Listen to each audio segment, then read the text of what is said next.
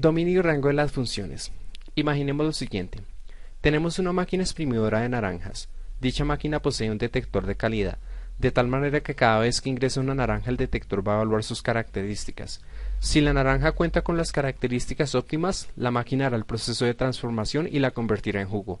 Y por el contrario, si dicha naranja no cuenta con las características óptimas, el detector la rechazará, saldrá de la máquina y no podrá entrar en el proceso de transformación.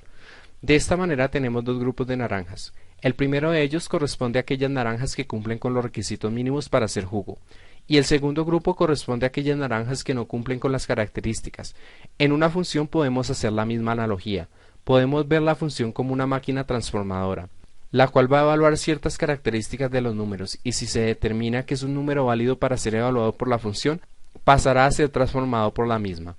Y si por el contrario no es un número válido para ser evaluado, la función no lo evaluará.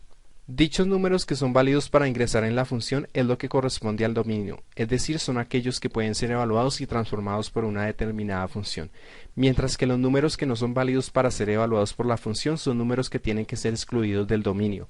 Volviendo al caso de la máquina exprimidora de naranja, podemos intuir que su dominio son todas las naranjas que pueden ser procesadas, mientras que las naranjas que no pueden ser procesadas no hacen parte de su dominio. Ahora vamos a clarificarlo con un ejemplo real.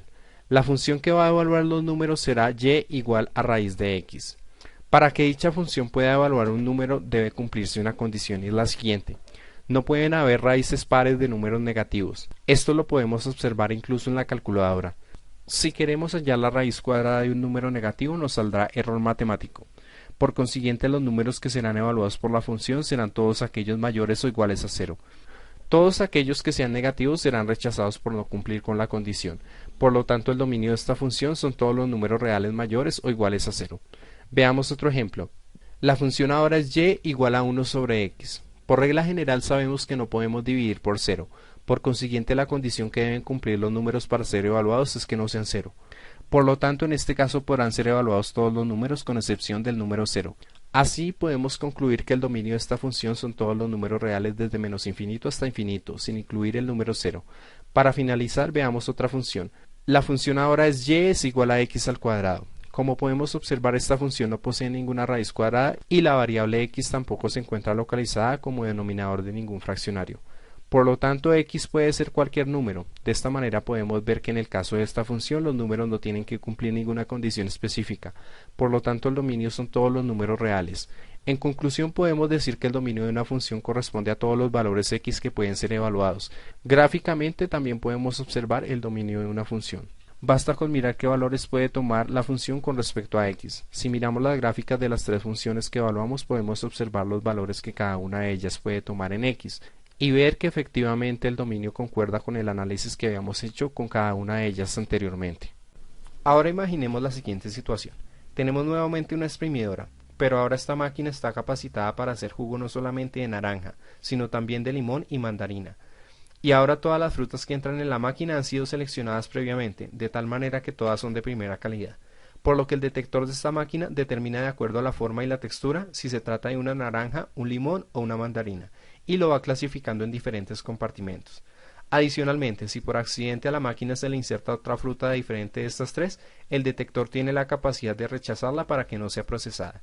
De acuerdo a lo que hemos visto hasta ahora y haciendo una analogía con el comportamiento de las funciones, podemos intuir que el dominio de esta máquina son las naranjas, los limones y las mandarinas. Luego de su transformación, los jugos estarán en un dispensador donde el público podrá escoger entre la limonada, jugo de mandarina o jugo de naranja. En este ejemplo podemos observar que los resultados de la transformación de las frutas se reducen a tres opciones, de tal manera que si un usuario desea jugo de mora u otro sabor diferente a estos tres, no podrá obtenerlo de esta máquina. Trasladándonos al plano matemático, podemos observarlo de la misma manera. Si un número ingresa a la función y es transformado, necesariamente tendrá que producir un resultado. Las características de estos resultados son las que corresponden al rango de la función. Volviendo a nuestro ejemplo de la máquina, podríamos decir que el rango de la máquina se reduce a producir tres tipos de jugos. Cualquier tipo de jugo diferente está por fuera del rango de la máquina, ya que no le es posible producirlo. Veámoslo matemáticamente con un ejemplo.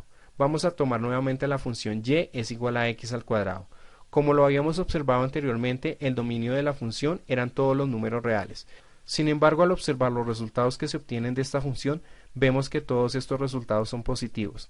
Esto obedece a que cualquier número elevado a una potencia par siempre va a dar como resultado un número mayor o igual a 0. Por lo tanto, en este caso no es posible encontrar dentro de los resultados obtenidos números negativos. Así vemos que el rango de esta función se reduce a todos los números mayores o iguales a 0. Por otra parte, si observamos la función y igual a 1 sobre x, habíamos observado que su dominio eran todos los números exceptuando al 0. Ahora, con respecto a los resultados que obtenemos evaluando los números, podemos ver que si evaluamos los números fraccionarios entre 0 y 1 y entre 0 y menos 1, los resultados son muy grandes y se hacen mucho más grandes a medida que nos acercamos a 0. De esta manera podemos intuir que el rango de esta función está dado por el conjunto de menos infinito hasta infinito. Sin embargo, si detallamos el comportamiento de la función al evaluar números mayores que 1 y menores que menos 1, al evaluar los números positivos, vemos que mientras más grandes sean los valores de x, los resultados obtenidos en la función se van haciendo más y más pequeños. Y al evaluar los números negativos menores que menos 1, observamos el mismo comportamiento. Mientras más negativos son los números, los resultados obtenidos de la función se van haciendo más y más pequeños, pero el resultado nunca llegará a ser 0. Por lo tanto, podemos concluir que el rango de esta función está dado por el conjunto de menos infinito hasta infinito, pero debemos excluir el número 0, ya que nunca podremos obtener este resultado. Por último, tenemos la función y igual a raíz de x, y como podemos observar, obtenemos valores mayores o iguales a 0. Así sus rangos son todos los números reales mayores o iguales a 0. De esta manera concluimos la explicación de dominio y rango de las funciones. Muchas gracias por ver este video. Si te gustó la explicación, te invito a que te suscribas a mi canal donde encontrarás más explicaciones matemáticas de diferentes temas. Muchas gracias por ver este video. Hasta pronto.